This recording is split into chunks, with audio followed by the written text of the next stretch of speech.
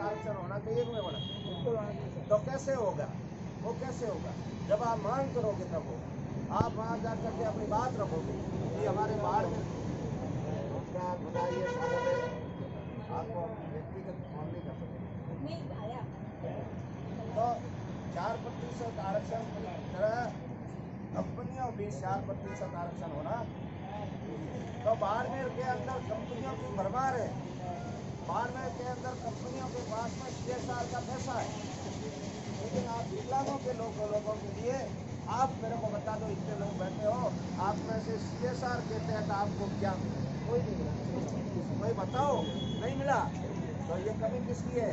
ये अपनी कमी है। क्यों ना तो हम मांग करते हैं, जब मांग ही नहीं करते उनको लोग वो तैयार बैठे हैं तो अपने नाम पर वो उसका उल्लू सीधा करते, नाम अपना है।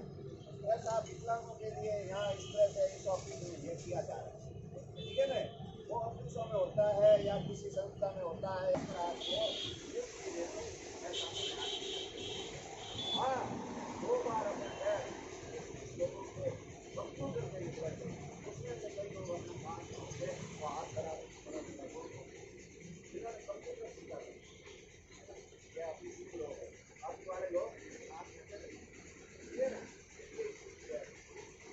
विकलांग शिक्षा और कल्याण संस्थान बाड़मेर दिव्यांगजनों का एक स्वयंसेवी संस्थान है और इस संस्थान के द्वारा पिछले 2 वर्षों से कोरोना काल के कारण और अन्य कुछ ऐसे कारण हुए कि हम कोई बैठक नहीं कर सके। और इस अवधि में विकलांग लोगों के लिए, क्योंकि सरकार की तरफ से तो कई जैसे शिविर आयोजित किए गए, कई योजनाएं निकाली गई, लेकिन उनका जब इनकी मीटिंग नहीं हुई और इनका मिलना नहीं हुआ तो इसका ये लाभ नहीं ले सके, वंचित रह गए। तो आज हमारी मीटिंग है, विकलांग लोगों के लिए एक दिव्यांग प्रमाण पत्र बनता है जिसको UDID कार्ड कहते हैं। तो UDID कार्ड बना या नहीं बना या उसमें क्या परेशानी आ रही है। इसी प्रकार पालनहार योजना, अभी कोरोना में जिस परिवार के कमाने वाले की डेथ हो गई और अगर कोई विकलांग की डेथ हो गई या उसके परिवार में कोई विकलांग वंचित रह गया, तो सरकार ने भी ऐसी योजना चलाई है कि उनको प्राथमिकता के तौर पर बिल्कुल 15 दिन के अंदर अंदर है जो उनको पालनहार का लाभ दिलाना चाहिए।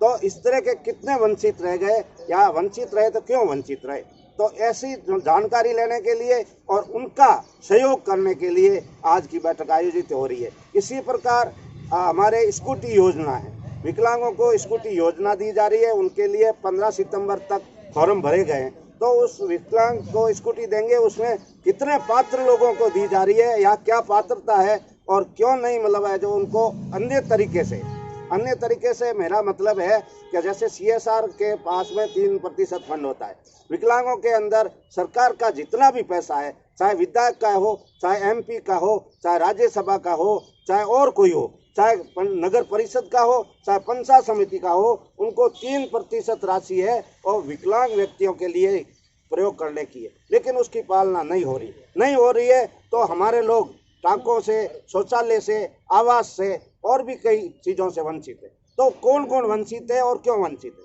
तो जब तक उनकी जानकारी नहीं आएगी तो आज वो जानकारी लेंगे, उनको जागरूक करेंगे और इस तरह की समस्याओं को इकट्ठा करके उनके समाधान के लिए हम विभिन्न विभागों से संपर्क करने की आज हम कार्य योजना तैयार करेंगे। इस वर्ष की ये कार्य योजना है, क्योंकि पिछले 2 वर्ष में हम मीटिंग नहीं कर सके।